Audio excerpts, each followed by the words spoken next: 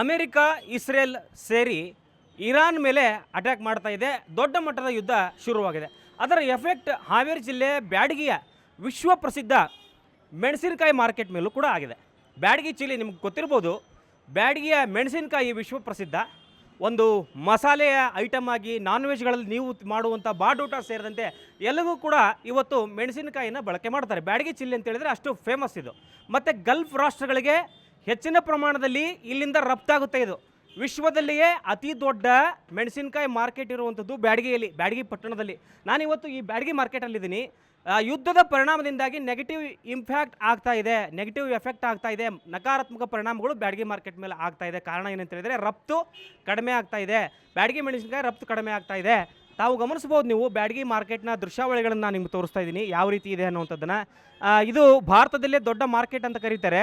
ಇಲ್ಲಿ ಆಂಧ್ರ ಪ್ರದೇಶ ಮತ್ತು ಆಂಧ್ರ ಪ್ರದೇಶದ ಅದೋನಿ, ಬಳ್ಳಾರಿ ಮತ್ತು ಗಡಿ ಜಿಲ್ಲೆಗಳಿಂದ ರೈತರು ತಮ್ಮ ಮೆಣಸಿನಕಾಯಿಯನ್ನು ವ್ಯಾಪಾರ ಮಾಡಲಿಕ್ಕೆ ತಗೊಂಬರ್ತಾರೆ. ಈ ಒಂದು ಬ್ಯಾಡಗಿ ಮಾರ್ಕೆಟ್ ಏನಿದೆ ವಿಶ್ವ ಪ್ರಸಿದ್ಧ ಮಾರ್ಕೆಟ್ ಅಂತಲೇ ಕರಿತೀವಿ. ಬ್ಯಾಡಗಿ ಚಿಲ್ಲಿ ಅಂತೇಳಿದರೆ ಎಷ್ಟು ಪ್ರಸಿದ್ಧಿ ಪಡೆದಿದೆ ಅಂತ ಎಲ್ಲರಿಗೂ ಗೊತ್ತಿರುವಂಥ ವಿಚಾರ.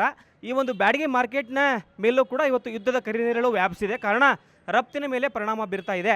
ಇವತ್ತು ಈ ಒಂದು ಮೆಣಸಿನಕಾಯಿನ ಗಲ್ಫ್ ರಾಷ್ಟ್ರಗಳಿಗೆ ಸಾಗಿಸಲಾಗುತ್ತೆ. ಅಂದರೆ ದುಬೈ ಮತ್ತು ಅಬುದಾಬಿ ಮತ್ತು ಕುವೈತ್ ಸೇರಿದಂತೆ ಗಲ್ಫ್ ರಾಷ್ಟ್ರಗಳಿಗೆ ಕಳಿಸಲಾಗುತ್ತೆ. ಆದರೆ ಈ ಮೆಣಸಿನಕಾಯಿ ಮೇಲೂ ಕೂಡ ಇವತ್ತು ಯುದ್ಧದ ಕರಿನೆರಳು ವ್ಯಾಪಿಸಿದೆ. ರಫ್ತು ಮಾಡ್ಲಿಕ್ಕೆ ಆಗ್ತಾ ಇಲ್ಲ. ಒಂದು ನೀವು ಕಂಟೈನರ್ಗೆ $1,800 US ಇವತ್ತು ಚಾರ್ಜ್ ಇತ್ತು. ಆದರೆ ಆ ರಫ್ತು ಮಾಡಲಿಕ್ಕೆ ಇವತ್ತು $3,800 ಕೊಡಬೇಕಾದಂಥ ಪರಿಸ್ಥಿತಿ ಇವತ್ತು ರಫ್ತು ಮಾಡುವಂಥವ್ರಿಗೆ ಎದುರಾಗಿದೆ. ರಫ್ತಿನ ಖರ್ಚು ವೆಚ್ಚಗಳು ಹೆಚ್ಚಾಗ್ತಾ ಇದೆ. ಇನ್ನೊಂದು ಕಡೆ ಹೆಚ್ಚಿಗೆ ಇದನ್ನು ಇಟ್ಟರೆ ಮೆಣಸಿನಕಾಯಿ ಇವತ್ತು ಬಿಸಿಲಿಗೆ ಅದರ ಗುಣಮಟ್ಟ ಕಡಿಮೆ ಆಗುತ್ತೆ. ಇದನ್ನು ಕೇವಲ ಮಸಾಲೆ ಪದಾರ್ಥಗಳಿಗೆ ಅಷ್ಟೇ ಯೂಸ್ ಮಾಡೋದಿಲ್ಲ, ಕೆಲವೊಂದು ಮೆಡಿಸಿನ್ಗಳಿಗೆ ಯೂಸ್ ಮಾಡಲಾಗುತ್ತೆ. ಮತ್ತು ಸೌಂದರ್ಯ ವರ್ಗಗಳ ತಯಾರಿಗೂ ಕೂಡ ಇದನ್ನು ಬಳಸಲಾಗುತ್ತೆ. ಅದಕ್ಕೆ ಕಾರಣ ಅದರ ಕೆಂಪು ಬಣ್ಣ ಸೌಂದರ್ಯ ವರ್ಗಗಳಿಗೆ ಲಿಪ್ಸ್ಟಿಕ್ಗೂ ಕೂಡ ಬಳಸ್ತಾರೆ ಅಂತ ಇಲ್ಲಿನ ವ್ಯಾಪಾರಸ್ಥರು ಮಾಹಿತಿ ಕೊಡ್ತಾರೆ. ನಾನು ನಿಮಗೆ ದೃಶ್ಯಾವಳಿಗಳಲ್ಲಿ ತೋರಿಸಿದ್ದೀನಿ ಆಲ್ರೆಡಿ. ಯಾವ ರೀತಿ ಯುದ್ಧದ ಎಫೆಕ್ಟ್ ಇದರ ಮೇಲೆ ಆಗಿದೆ ಅನ್ನೋಂಥದ್ದನ್ನು ಮಾತನಾಡಲಿಕ್ಕೆ ವ್ಯಾಪಾರಸ್ಥರು ನಮ್ಮ ಜೊತೆ ಮಾರುಕಟ್ಟೆ ಸಮಿತಿಯ ಕಾರ್ಯದರ್ಶಿಗಳಿದ್ದಾರೆ, ರಾಜು ಅಂತ, ಅವ್ರನ್ನ ಮಾತನಾಡಿಸ್ತೀನಿ. ಸರ್, ಯಾವ ರೀತಿ ಇದು ನಕಾರಾತ್ಮಕ ಪರಿಣಾಮ ಬೀರಿದೆ ಅಂತ? ಯುದ್ಧ ನೋಡಿ, ಪ್ರತಿಯೊಂದು ಹುಟ್ಟುವಳಿಯೂ ಕೂಡ ಇದು ತೊಂದರೆಯನ್ನು ಕೊಡುವಂಥದ್ದೇ. ಯುದ್ಧ ಈ ಮನುಕುಲಕ್ಕೆ ಬೇಡವಾಗಿತ್ತು, ಆದರೂ ಕೂಡ ಪ್ರಾರಂಭವಾಗಿದೆ. ಆದಷ್ಟು ಬೇಗನೆ ಇದು ಯುದ್ಧ ನಿಲ್ಲಿ ಅನ್ನುವುದೊಂದು ನಮ್ಮ ಪ್ರಾರ್ಥನೆ.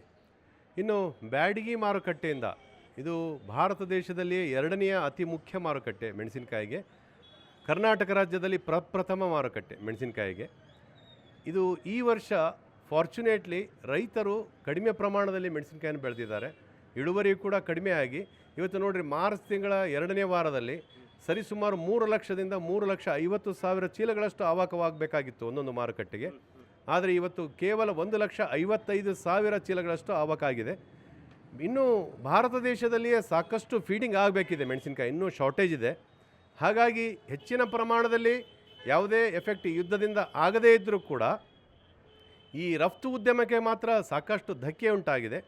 ಈ ಮಧ್ಯಪ್ರಾಚ್ಯ ಅಂದರೆ ಯುರೋಪ್ ಆಗಿರ್ಬೋದು, ಇರಾನ್ ಆಗಿರ್ಬೋದು, ಇರಾಕ್ ಆಗಿರ್ಬೋದು, ಸೌದಿ ಅರೇಬಿಯಾ, ಈ ಎಲ್ಲ ಕಡೆಗೆ ಹೋಗುವಂಥ ರಫ್ತು ಉದ್ಯಮ ಸಂಪೂರ್ಣವಾಗಿ 8-10 ದಿನಗಳಲ್ಲಿ ಬಂದಾಗಿದೆ. ಅಲ್ಲಿಗೆ ಯಾವುದೂ ಒಂದು ಚೀಲನೂ ಕೂಡ ಮೆಣಸಿನಕಾಯಿ ಹೋಗಿಲ್ಲ. ಇನ್ನು ಈಸ್ಟರ್ನ್ ಪಾರ್ಟ್ ಆಫ್ ಏಷ್ಯಾ, ಪೂರ್ವ ಏಷ್ಯಾ ಏನಿದೆ ಅಂದರೆ ಮಲೇಷ್ಯಾ ಹಬ್, ಥೈಲ್ಯಾಂಡ್ ಆಗಿರ್ಬೋದು, ಸಿಂಗಪೂರ್ ಆಗಿರ್ಬೋದು, ಇಂಡೋನೇಷ್ಯಾ, ಬಾಲಿ, ಇಂಥ ಸಣ್ಣ ದೇಶಗಳಿಗೆ ರಫ್ತೇನಾಗ್ತಾ ಇತ್ತು. ಅದಕ್ಕೆ ಸರಿಯಾಗಿ ಕಂಟೈನರ್ಗಳು ಸಿಗ್ತಾ ಇಲ್ಲ, ಶಾರ್ಟೇಜ್ ಆಫ್ ಕಂಟೈನರ್ಸ್. ಚೆನ್ನೈನ ರೆಡ್ ಹಿಲ್ಸ್ ಪೋರ್ಟಲ್ಲಿ ನಮಗೆ ರಫ್ತು ಮಾಡಲಿಕ್ಕೆ ಈಗ ಒಂದು 5-6 ದಿನಗಳಿಂದ ವ್ಯತ್ಯಯವಾಗಿದೆ. 14ನೇ ತಾರೀಕಿನಿಂದ ಮತ್ತೆ ಪುನರ್ ಪ್ರಾರಂಭವಾಗ್ತದೆ. ಆದರೆ ಇಲ್ಲಿ ಏನಾಗಿದೆ ಅಂತಂದರೆ ಹೆಚ್ಚಿನ ಸಂಖ್ಯೆಯಲ್ಲಿ ನಮಗೆ ಕಂಟೈನರ್ಸ್ ದೊರಕ್ತಾ ಇಲ್ಲ.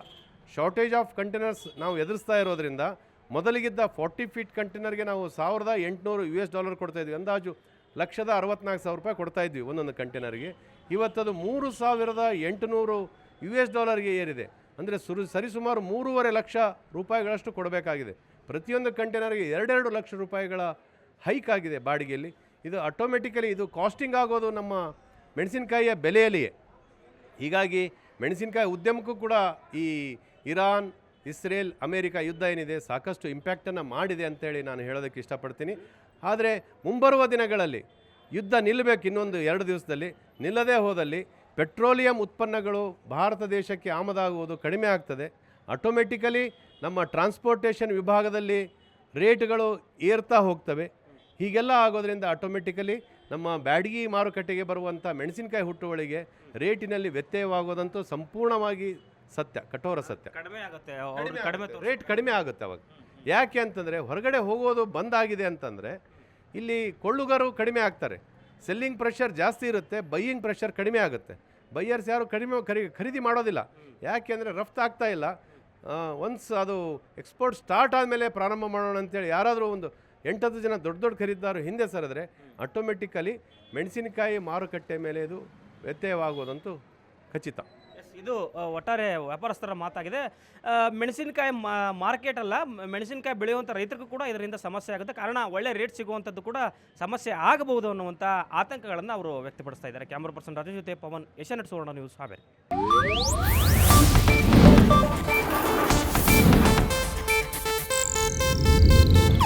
ಇದು ಏಷ್ಯಾನೆಟ್ ನ್ಯೂಸ್ ನೆಟ್ವರ್ಕ್ ಪ್ರಸ್ತುತಿ.